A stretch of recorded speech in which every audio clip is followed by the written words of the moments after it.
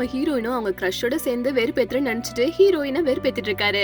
இந்த மாதிரி சமயத்துல ஹீரோவும் அவனோட மாமியார் மாமனாரை எதிர்த்தாப்புல பார்த்ததுமே ரொம்பவுமே ஷாக் ஆகி அப்படியே மறைஞ்சும் போறாரு.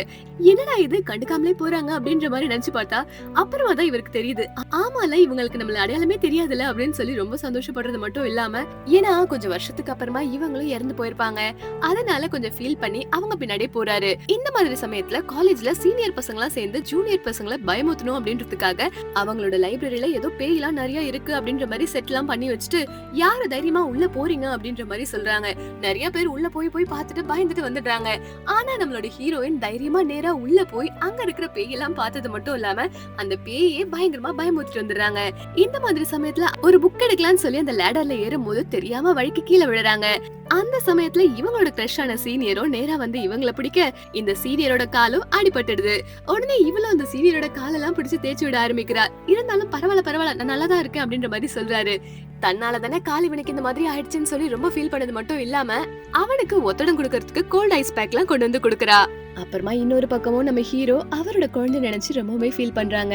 ஏன்னா இவங்க 20 வருஷத்துக்கு முன்னாடி வந்துட்டாங்க, ஆனா இவங்களோட குழந்தை ஃபியூச்சர்ல இருக்கான்னு சொல்லி 2 பேருமே ரொம்ப ஃபீல் பண்ணிட்டு இருக்காங்க. அதுக்கேத்த மாதிரி அன்னைக்கு ஹீரோயினும் பயங்கரமா குடிச்சனால இவளை பத்திரமா வீட்டுல கொண்டு போய் சேர்க்கணும் அப்படின்றதுனால இவளுக்கு தெரியாமலே அந்த சீனியரும் பின்னாடி வந்துட்டு இருக்காரு. இவளும் பஸ்ல போகும்போது தன்னோட குழந்தைய பத்தி பயங்கரமா ஃபீல் பண்ணி அழறா. இத பார்த்த அந்த சீனியர் எதுக்காக இவ அழறான்னு தெரியாம இவ பின்னாடியே ஃபாலோ பண்ணி கரெக்டா அவ வீட்டுக்கு போனதுமே அங்க டிராப் பண்ணிட்டு அவரும் அங்க இருந்து கிளம்பிடுறாரு. அதுக்கேத்த மாதிரி ஒரு பஸ் ஸ்டாப்ல நம்ம ஹீரோட கிரஷும் ஒரு பக்கம் நின்னுட்டு இருக்க, ஹீரோட வைஃபும் இன்னொரு பக்கம் நின்னுட்டு இருக்காங்க. நம்ம ஹீரோயினுக்கும் அவளை பாக்குறதுக்கு ரொம்ப பொறாமையா தான் இருக்கு. பயங்கரமா மழை வேற பெஞ்சிட்டு இருக்க சமயத்துல ஹீரோவும் அங்க வராரு. வந்த நேரா தன்னோட வைஃப பார்த்தது மட்டும் இல்லாம அப்படியே அந்த கொடையோட தன்னோட கிரஷையும் கூட்டிட்டு போயிடுறாரு. இவன் கிடக்குறான் லூசு அப்படின்ற மாதிரி ஹீரோனும் மனசுல நினைச்சிட்டு அந்த கொடையை பிடிச்சிட்டு இவங்களும் தனியா நடந்து போயிட்டு இருக்காங்க. அதுக்குள்ள அந்த கொடையும் உடைஞ்சு போய் இவங்க மழையில நேர மாதிரி ஆயிடுச்சு. ஆனா அந்த சமயத்துல இவளோட சீனியர் இவளை பார்த்து நேரடியா வந்தது மட்டும் இல்லாம அந்த கொடையுள்ள இவளை பத்திரமா கூட்டிட்டு போறான்.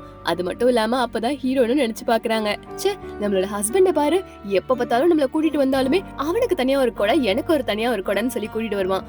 ஆனா இவனை பாரு, ஒரே கூடையில அவன் பாதி நினைஞ்சாலுமே என்ன நினையாம எப்படி கூட்டிட்டு வந்திருக்கான்னு சொல்லி ஒரு பக்கம் அவன் நினைச்சிட்டு இருக்கா.